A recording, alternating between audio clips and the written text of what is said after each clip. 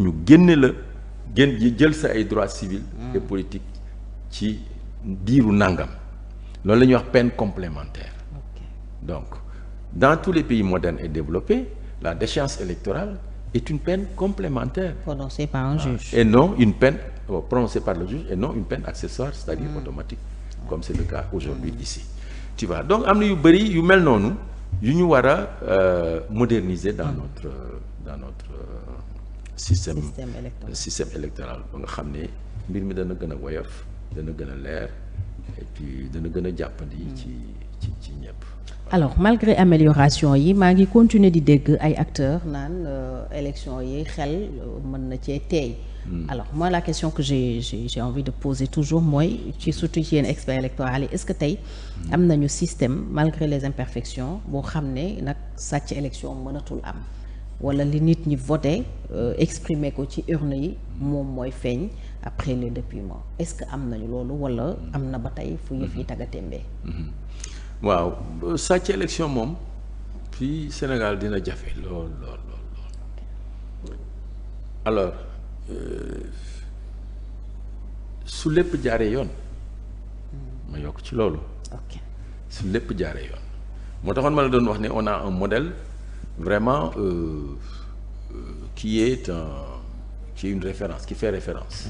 Voyez, non seulement modèle bi dañ ko tëgg ci à partir des normes et des standards internationaux ñi fi jaar ñëpp les auditeurs internationaux certifié nañu ko mais li ci am solo ba am solo boo jëlee par exemple en RDC élection bi passé nga xam ne moo reconduire Tshisekedi la grande bataille xam nga lan la woon c'était la publication des résultats bureau de vote par bureau de vote.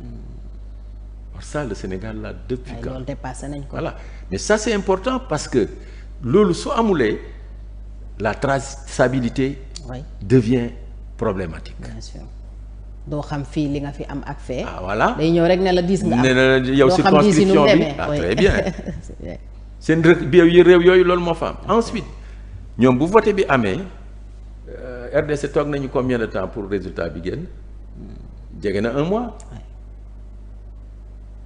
Alors fii li ñu ko may mooy te boo gisee loolu mooy bureau de vote yi 16 000 laa la doon wax. ñoom seen réew yooyu 16 000 yëpp ñooy envoyé résultat ci commission nationale de recensement bi. Mais ñun fi modèle bi ni mu demee mooy dañuy ramasser yëpp mu dem ci département bi. SEDA fële plutôt commission départementale de recensement. Commission départementale de recensement boobu benn PV lay génne maanaam département bi su amee 3000 bureaux de vote ou 4000 yëpp bu ñu ko saytoo benn PV la ñuy defar ne département bi lii moo fa génn. muy résultat départemental. Donc finalement au lieu d'envoyer les 16 000 PV des 16 000 bureaux de vote à la commission nationale de recensement on envoie les 46 départements c'est-à-dire 46 PV. compilé. xam nga loolu. day gën a dafay woyof gën a leer. gën a woyof te résultat bi day gaaw te élection bu résultat ba yéexee. ñu ne am na lu nekk ci diggante bi. c'est normal. Tu vois, donc tout ça participe à la transparence. C'est pourquoi je disais qu'on a un modèle au Sénégal. Vraiment et il y a des pays qui s'y trompent pas, ils viennent regarder. Donc bu lépp jaaree yoon moo tax ma wax la loolu léegi. bu lépp jaaree yoon voler deviendra quasiment impossible.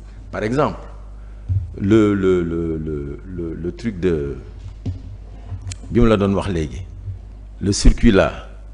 trajet bi ñu war a jaar dañu wax ko ci code électoral bi ni 72 heures avant war nañ ko autorités yi war nañ ko fixer wax ko parti yi wax ko Sénat xool ko daal di koy valider force de l'ordre yi bu bés baa ñu jaar foofu par exemple loolu su amulee sàcc mën na am est-ce que tu vois parce que loolu soo jàddee feneen tu as le temps d'ouvrir peut-être les enveloppes de faire autre chose et de les refermer et cetera ba xam yooyu la ñuy éviter moo tax ma leen bu lépp jaaree yoon rek sàcc bi daanaka mën na mën na bañ a am waaw. Alors bon du ma la wax nga def comme analyse politique yi mais dama bëgg am sa gis-gis ci élection yi di ñëw selon la configuration actuelle. naka ngay séentoo élection yi est-ce que mun na nekk élection yu serré est-ce que mun nañu am comme lañ daan am. benn parti notamment le pouvoir génn ak une majorité. noo gisee élection yi di ñëw bu dee question bu la gêner aussi on peut pas. non je pense que waaw yéen je pense que ça fait partie des enjeux. oui des enjeux solo élection yi loolu bokk na ci. alors ñett moo mën a am benn ci ñett yooyu. dama la bëgg a wax ne la ñett yi d'abord lii la benn bi mooy autorité yi nga xam ne ñoo nekk ci ñoom ñoo gagné woon élection wu 2024 yi présidentielle mooy Pastef génn ci ak majorité une majorité confortable c'est-à-dire pas une majorité absolue rek qui est la moitié puissante mais confortable c'est-à-dire 99 ou plus de 99 pour pouvoir voter même les lois organiques et cetera muy première possibilité première hypothèse deuxième hypothèse mooy lii amoon ñi témboo cohabitation presque waaw presque disons c'est la division la division la classe politique est divisée en ce moment-là c'est ce qui se passe en France kenn amul majorité à égalité voilà qualifiée alors troisième cas de figure bi mooy cohabitation disons yow li nga doon wax léegi mooy cohabitation à l'africaine peut-être mais li tubaab yi wax ñoom cohabitation maanaam opposition bi am majorité ëppale député pouvoir bi donc ñett yooyu ñoo mën a am mais yaakaaruma ne sénégalais yi li ñu voté woon il y a 6 mois seulement dara xew na fi ci diggante bi lu leen di delluloo ginnaaw ci loolu yaakaar naa ne à peu près loolu la ñuy reconduire mais ba tey mën nañu wax ne loolu kenn xamul comment ça va se passer mais li ma jàpp man mooy pouvoir bi les nouvelles autorités premier schéma bi première hypothèse bi non seulement c'est l'hypothèse la plus probable à mon avis mais c'est la plus souhaitable pour le Sénégal li ko waral mooy que gis nañu ñaari cohabitation yi am en Afrique boo jëlee kaawu Niger en 1995 dafa am élection législative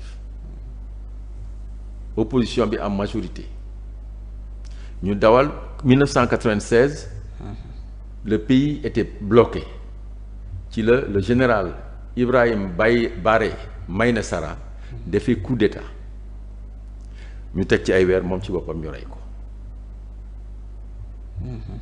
beneen kaawu cohabitation bi am en Afrique mooy le Niger après le Niger mooy la Guinée-Bissau bi nekk ci suñu wet ba ñu génnee ci seen élection wu defe naa 2022 la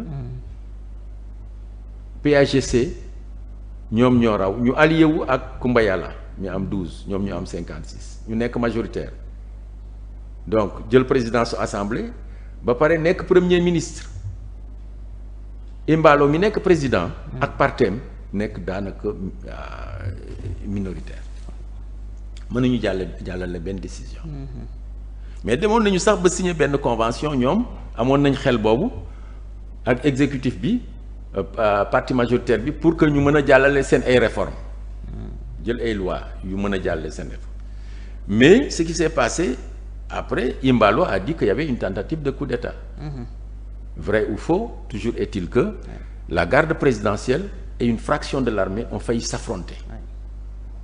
Il y a eu des arrestations. Des arrestations et l'Assemblée a été dissoute. Et depuis lors, la Guinée-Bissau est dans une situation extrêmement précaire et fragile.